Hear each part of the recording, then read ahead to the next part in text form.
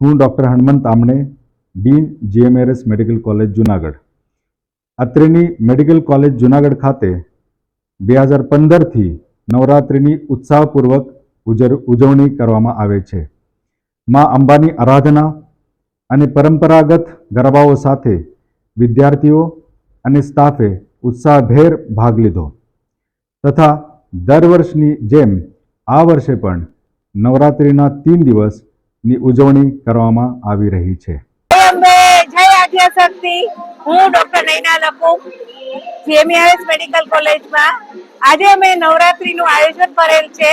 છેલ્લા લગભગ અમે 10 વર્ષથી આયોજન કરી રહ્યા છીએ અને અહીંયા સૌ પરિવાર સાથે વિદ્યાર્થીગણ, કર્મચારીગણ સૌ અમે માતાજીની આરાધના ગરબા રમીને કરીએ છીએ.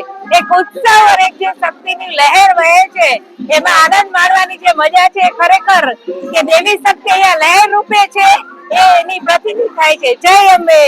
કેવું લાગે છે અહીંયા? એકદમ જ એવું લાગે છે કે બહુ જ પવિત્ર વાતાવરણ છે અને માતાજીના જે કોન્શિયસ વેવ્સમાં બધા એક ગરબા લઈ રહ્યા છે એના તાલે અને ખૂબ જ સુંદર અનુભૂતિ થાય છે. ભક્તિની, શક્તિની અને ઉત્સવની લાગણી અનુભવાય છે. મારું નામ આશુતોષ વ્યાસ, 3rd year MBBS, GMRS medical college Junagadh. તો તમે જોઈ જ શકો છો કે આજે ચોથા નોરતાની ઉજવણી અમારી કોલેજ જીએમઆરએસ મેડિકલ કોલેજમાં થઈ રહી છે. ડીન સરે, બધા ફેકલ્ટી મેમ્બર અને બધા કમિટી મેમ્બરે ખૂબ જ સુંદર ઉજવણી રાખી છે અને તમે જોઈ શકો છો એ પ્રમાણે બધા ટ્રેડિશનલ ડ્રેસ પહેરીને ઉજવણી કરવા આવ્યા છીએ.